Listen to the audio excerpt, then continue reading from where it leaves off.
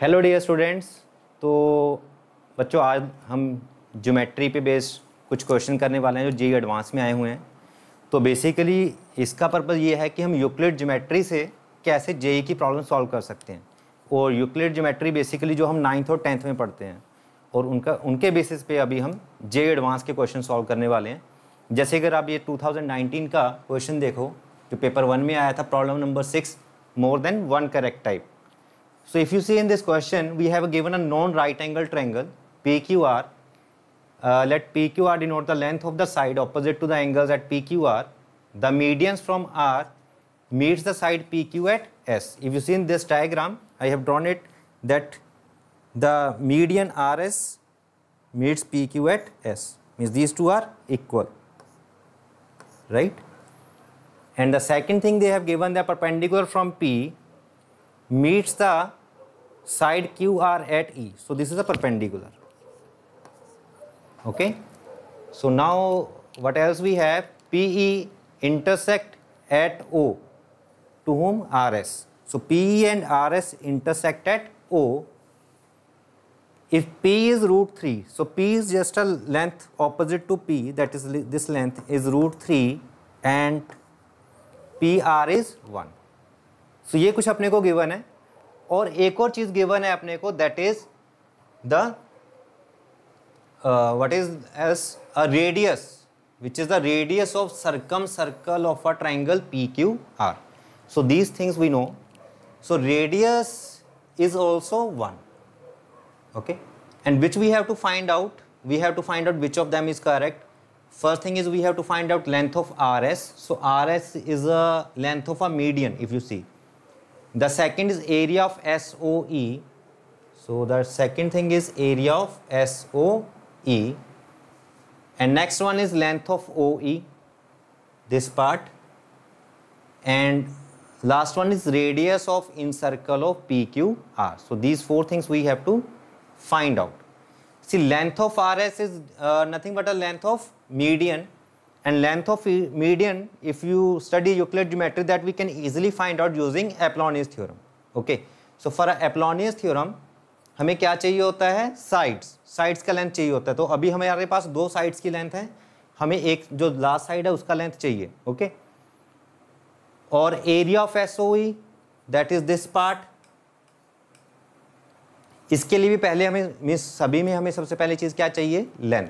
तो लेंथ हमें कैसे ढूंढनी है? उसके लिए एक जो चीज़ आप ऑब्जर्व कर सकते हो कि जो रेडियस है सर्कम सर्कल का वो 1 है और एक साइड भी 1 है. Can we relate these two things? The side and a radius are equal. So PR is 1 and QR is √3. So if I draw its circumcentre, अगर हम इसका सर्कम सेंटर ड्रॉ करें, लेट्स से ये इसका circum centre है O', तो अगर आप इनको ज्वाइन करोगे O'P and O'R, O'P is equal to O'R is equal to 1 because it is a circumcentre, right. And this is also 1 PR. तो बच्चा लोग इससे हम क्या कंक्लूड कर सकते हैं? जो O'-PR ट्राइंगल है वो कैसी ट्राइंगल है? एक इक्विलेटरल ट्राइंगल, राइट. ये एक इक्विलेटरल ट्राइंगल है. So I can say that this angle is 60. Can we say PO'-R angle is 60. अब अगर हम देखें ये सेंटर पे एंगल है और अगर मैं सर्कल ड्रॉ करता हूँ PQR से, so this is our desired circle, circum circle. अगर ये 60 है बच्चों तो ये वाला एंगल 30 हो जाएगा. So we get the angle PQR is 30. We get the angle PQR is 30, right guys. 60 का आधा हो जाएगा, सो ये हो जाएगा 30. अब इस 30 की हेल्प से हम कुछ चीज़ें ढूंढ सकते हैं, मीन साइड भी हम ढूंढ सकते हैं. अभी देखते हैं. तो अभी इसका काम हो गया ख़त्म, तो इसको मैं इरेज कर रहा हूँ. जो सेंटर था उसका काम था इसको 30 डिग्री देना, वो हमारे पास आ चुका है. अब देखते हैं इससे आगे हम क्या कर सकते हैं. इसके आगे क्या है अपने पास? This is a right angle, right. ये हमारे पास 90 डिग्री था. अब अगर आप राइट एंगल ट्राइंगल की बात करो PQE, in a right angle triangle PQE,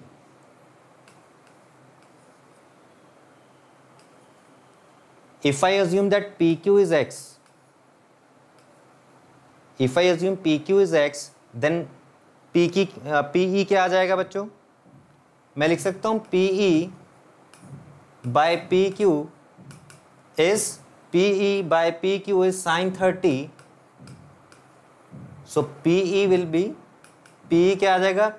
PQ into sin 30, which is sin 30 is 1/2. So it is x by 2. So PE आ जाएगा x by 2. अभी सेकेंड पार्ट क्या है अपने पास? अगर आप QE का लेंथ भी ढूंढ सकते थे ट्रायंगल के अंदर, मैं लिख सकता हूं QE by PQ is cos 30. So from here QE आ जाएगा अपने पास PQ into √3/2, which is √3/2x. So this length is √3/2x. Okay, and PE length is x by 2. Now as we know total length QR is √3 and QE length क्या आ चुकी है अपने पास? √3/2x. So बाकी length क्या बच जाएगी? √3 minus √3/2x. Yes और no बच्चों? तो हमारे पास क्या आ गई? RE length √3 minus √3/2x. अब अगर आप ध्यान से देखो, जो ट्रायंगल अपने पास PER बन रही है, जो राइट एंगल ट्रायंगल है, ये भी, इसमें आपको तीनों साइड्स पता है इन टर्म्स ऑफ एक्स और नंबर, तो इसमें हम पाइथागोरस थ्योरम लगा सकते हैं. So that will be PE square plus ER square is equal to PR square. So PE square plus ER square is equal to PR square. अब अगर हम इसमें वैल्यूज पुट करेंगे, PE is x by 2. What is ER? ER is √3 minus √3/2x.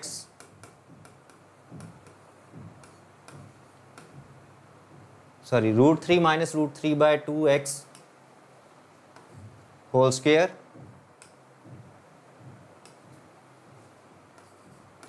is equal to PR square, which is 1 square. Right guys?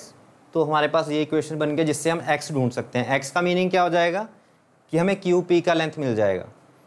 So if we solve this one, this will be x square by 4.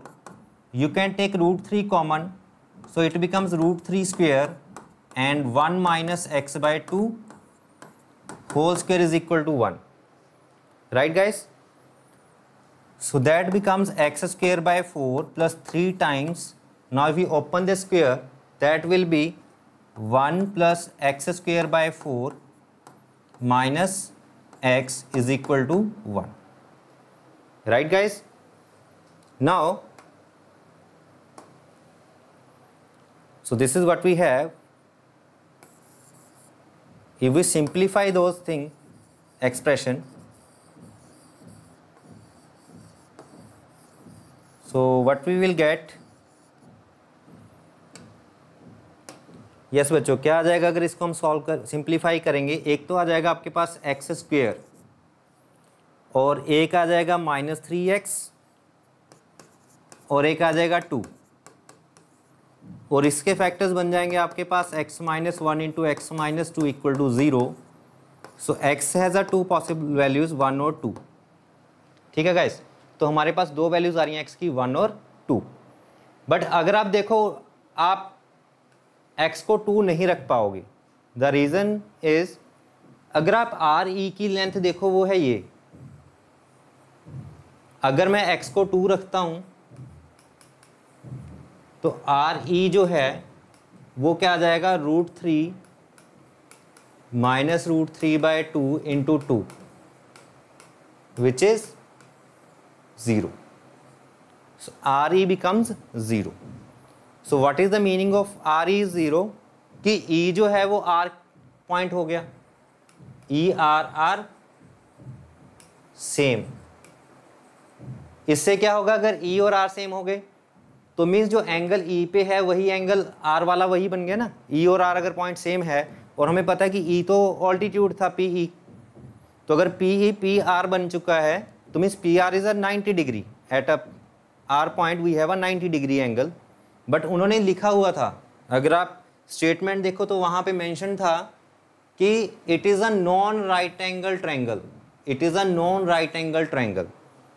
तो इसका मतलब ये है कि हम 2 नहीं ले सकते x को, तो क्या ऑप्शन रह गया अपने पास x के लिए 1। Is it clear guys? तो हमारे पास x की वैल्यू 1 आ गई। अब जैसे ही x 1 आता है तो हमें काफ़ी चीज़ें आसान सी दिखने लग जाती हैं, क्योंकि यहाँ पे अगर x की वैल्यू भी 1 आ गई तो ये एक आइसोसेलेस ट्रायंगल बन गया। यस और नो बच्चों? क्योंकि आपके पास पी क्यू का लेंथ भी 1 है और पी आर का लेंथ भी 1 है, तो this is the isosceles triangle. तो जो पी ई है ये मीडियन भी बन चुका है अब, कि नहीं बच्चों? अगर आपको याद हो, अगर एक आइसोसेलेस ट्रायंगल है जिसमें P Q is equal to P R है, तो जो पी ई ऑल्टीट्यूड है वो मीडियन भी होगा। सो पी ई मीडियन है, आर एस भी मीडियन है, तो जो इनका इंटरसेक्शन पॉइंट है वो क्या बन जाएगा? सेंट्रॉइड। मीडियन का इंटरसेक्शन क्या होता है? Centroid, right?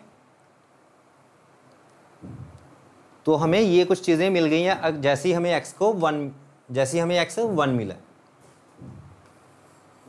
Now the next thing is let's go to the options part. First thing we have to find out RS। So RS we can find out, RS हम ढूंढ सकते हैं using Apollonius theorem. So what Apollonius theorem क्या कहती है? एप्लोनियस theorem कहती है कि अगर आपके पास एक ट्रायंगल है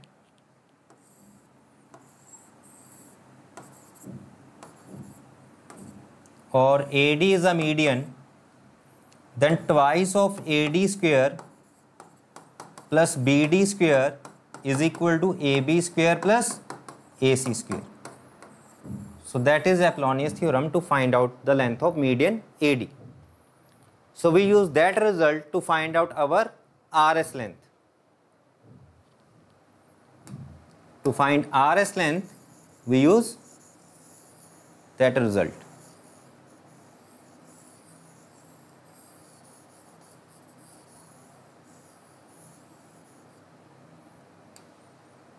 तो बच्चा लोग हमारे पास आ जाएगा twice of RS square plus RS is a median plus PS square is equal to QR square plus PR square. So we have to find out RS, वो हम ऐसे ही रखेंगे। PS, it is a half of PQ. So PQ is what? PQ is 1/2. So 1/2 square is 1/4.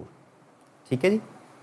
जो PS है वो PQ का half है, तो अगर PQ 1 है तो PS हो गया 1/2, उसका स्क्वायर हो गया 1/4 is equal to QR square हो गया √3 का स्क्वायर 3, PR का स्क्वायर हो गया 1। तो यहाँ से अगर हम RS की वैल्यू ढूंढ रहे हैं, RS की वैल्यू कितनी आ जाएगी बच्चों? 2 - 1/4 7/4।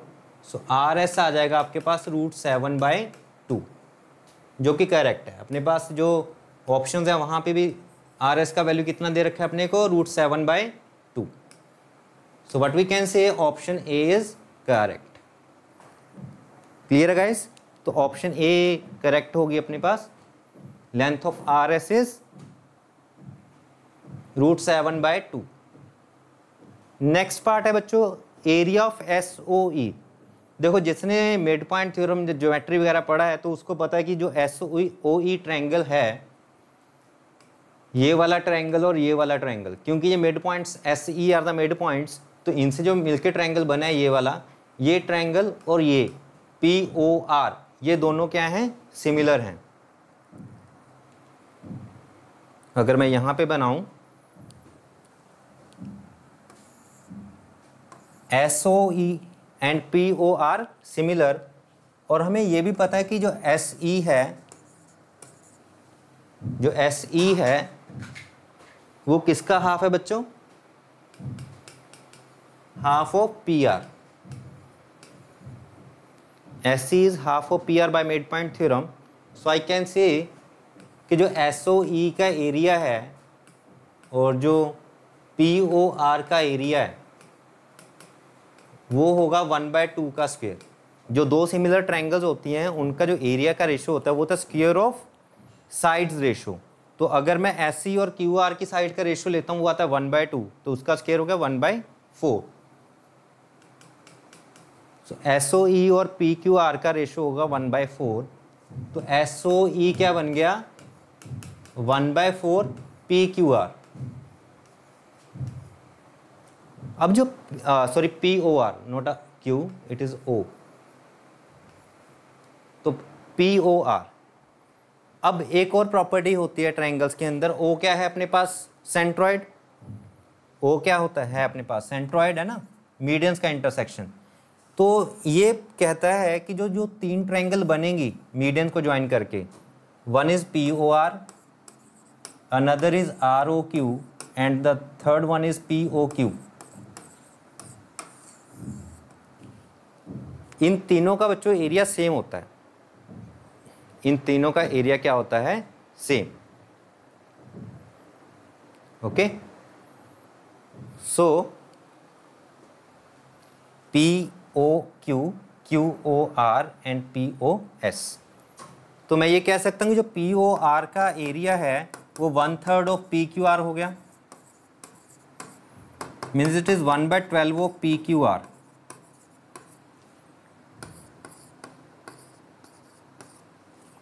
तो SOE का एरिया हो गया 1/12 ऑफ PQR.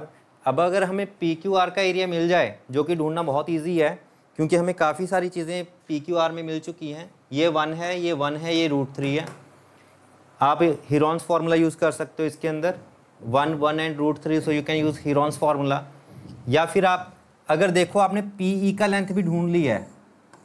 PE था x/2. अगर आपको याद हो PE था x/2.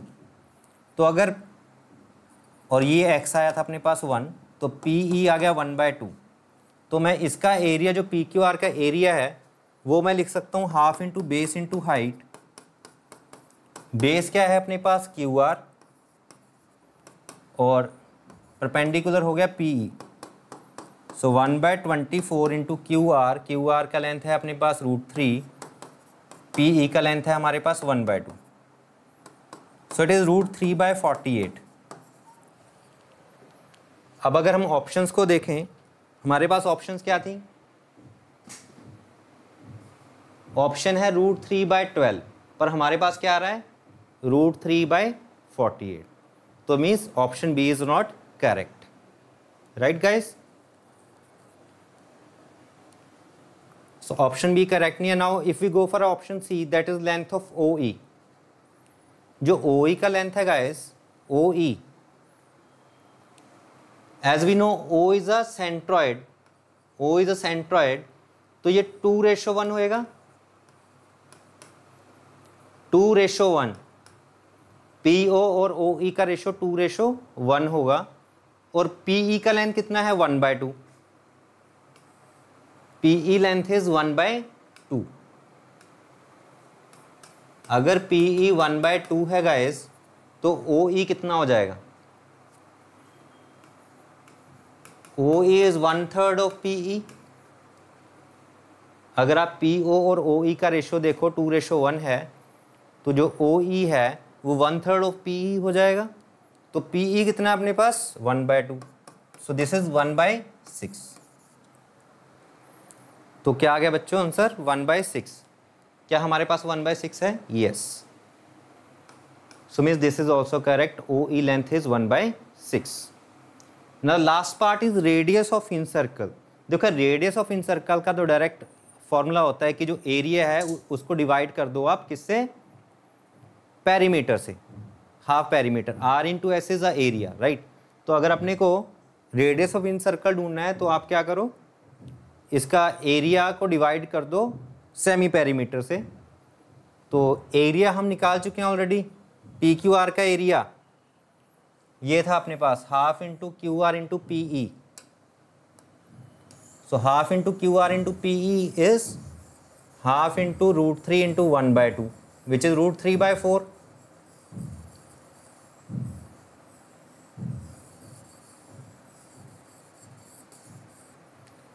So that is root 3 by 4.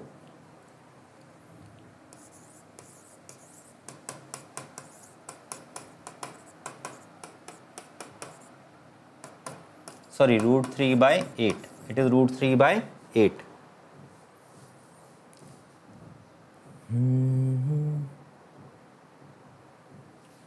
Okay, so root 3 by 8 is the area.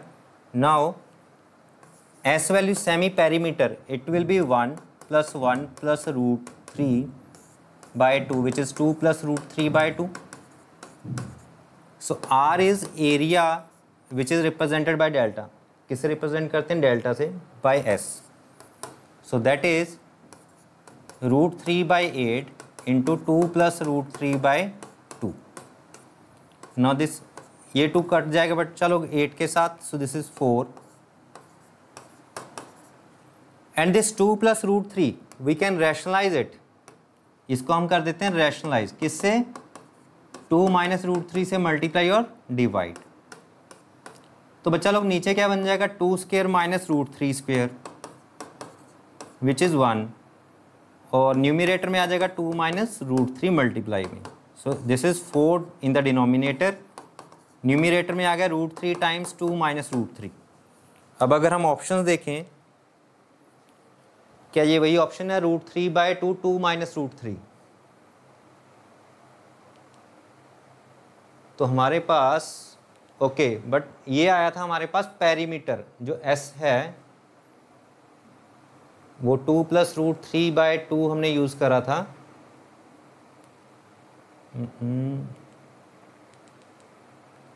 ये आ रहा है radius of incircle root 3 by 2 2 minus root 3. हमारे पास आ रहा है root 3 by 4 2 minus root 3.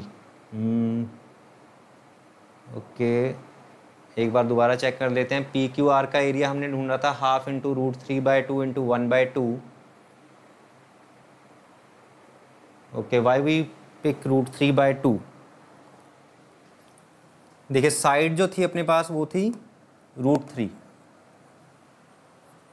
Q R root 3 था, पी क्यू आर था half into root 3 into 1 by 2. So यहाँ पे होगा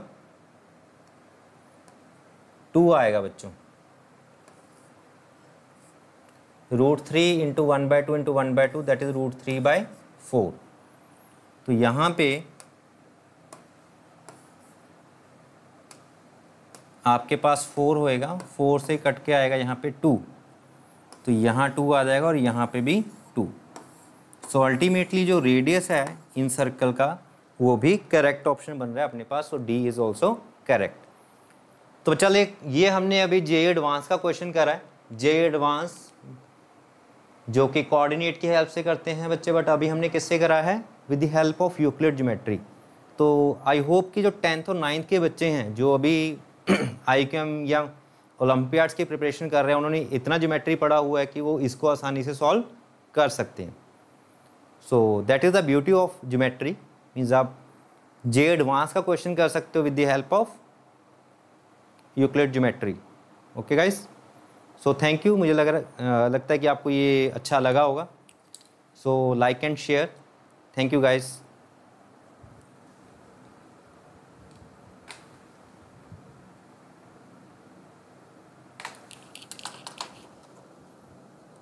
Mm-hmm.